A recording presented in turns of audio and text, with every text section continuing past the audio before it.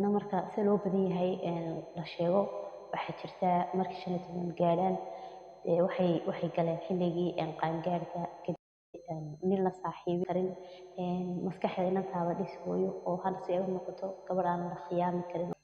adigana sharaf way ku tahay iyadana sharaf Asalaamu way calaykum tahay waraxmatullaahi wabarakaatu. Waa walaashin filsan channelkan nagala socotiina waa dumarkaaba channel. Soo dhawaada aad iyo aad baan idin salaamayaa. Waxaan rajeynayaa in videogii hore aad wax ka faa'iidaysateen. Insha Allah videogii hore la mid ah baan noo wadaa. Ugu horreyn haddaan nagu cusub tahay subscribe noo saar haddii aad hore noola joogtid nala sii joog. Gambaraalka furo si uu kugu soo dhaco video kasta soo gelino. Video hadaad ka heshay like saar asxaabta la wadaag dad wax ka faa'iiday wixii farana comment noogu reeb insha Allah iyo hadaad rabtid mowduucyada ka soo hadalno qaarkood comment baa noogu soo reebi kartaa aad iyo aad baan idin salaamay soo dhawaada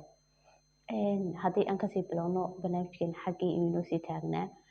maalintii hore waxaan kusoo ka hadlaynay hooyo gabadhaada la saaxiib oo markay 10 jir gaadho ku bilow inaad la sheekeysatid la saaxiibtid si ay kalsooni kaaga hesho si ay wax kastaba kugu sheegi karto xaggee baan kasii soconaynaa weli hooyooyinkii baan weli la hadlaynaa hooyo gabadhaada markay 15 jir ay gaadho waxyaabo badan uga dig oo maxay ahayd adoo la sheekaysanaya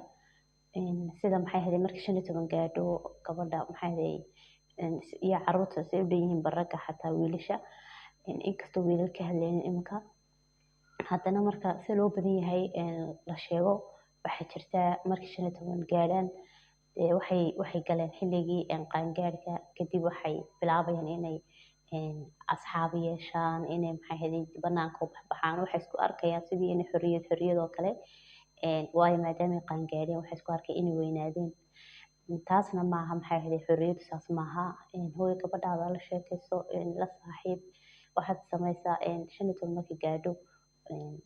u dig waxyaabo badan uga dig waxyaabo badan uga sheekee dhibaatooyin badan oo hablaha xilliyadaas ku dhaca 15 ilaa 20 intay u dhaxaysa uga sheekee si ay isku ilaaliso uga taxadarto uga sheekee maxay ahayd hooyo oo uga dig inaanay maxay ahayd nin la saaxiibin oo maxay ahayd oo ay macnaha ka taxadarto haddii xataa dhacdo in la saaxiibto is ilaaliso uga sheekee inaanay nin guriga u raacin haddii sheeko xataa ka dhaxayso u sheeg maxay ahayd inaanay la keliyeysanin haddii maxay ahayd asxaabteeda oo kale inaanay waxba si aanay uga faa'iideysan karin aanay khiyaami karin maskaxda inantaada dhis hooyo oo hadda si ay u noqoto gabadh aan la khiyaami karin oo is ilaalisa oo maxay ahayd nafteeda iyo wanaageedaba ilaalisa oo sharafta adigana sharaf way ku tahay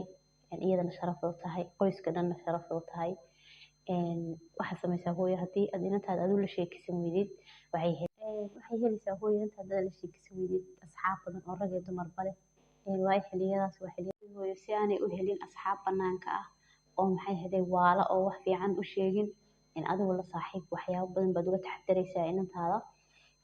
waxaan idinku ogahay hooyooyinka inay maxay ahayd ay taxadaraan midda kale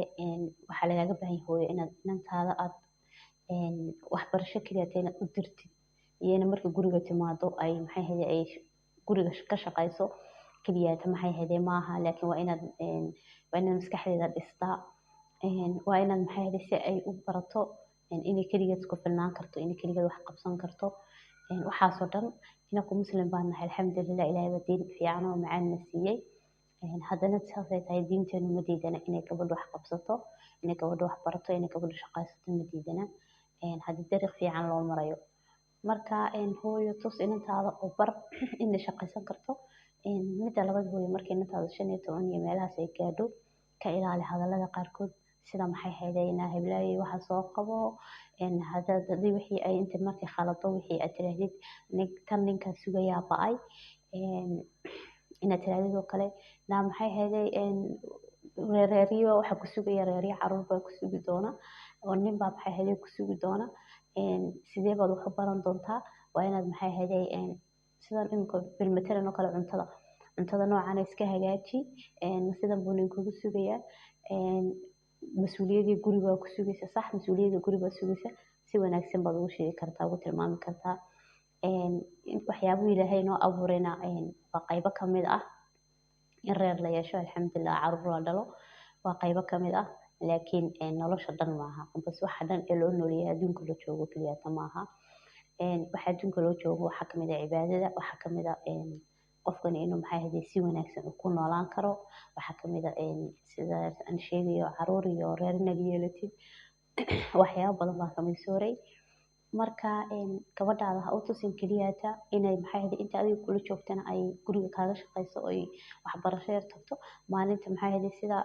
calafkeeda usoo baxana ay guri tagto, ay caruur u koriso, maxay ahayd caruurtana korsato, gurigana ay gurigana ka shaqayso. Taas keliyaata maaha noloshu. Tus hooyo ina maxay ahayd gabadhaada isku filnaansho gaari karto dhan kastaba, iyadaa shaqaysan karta, iyadaa isku filnaan karta, iyada ubad dhashay ayay haysan kartaa. Marka hooyo gabadhaada si ay hadhowto la isku dabarto dhis oo niyadda u dhis. Bilmatala waxaa dhici kartaba in adigu dhimatid, waxaa dhici karta in aabaheed dhinto. Dakhliga dhan ee reerkana waxa weeyaan inuu idinka soo galo ugu badan tahayna waa xagga aabaha un.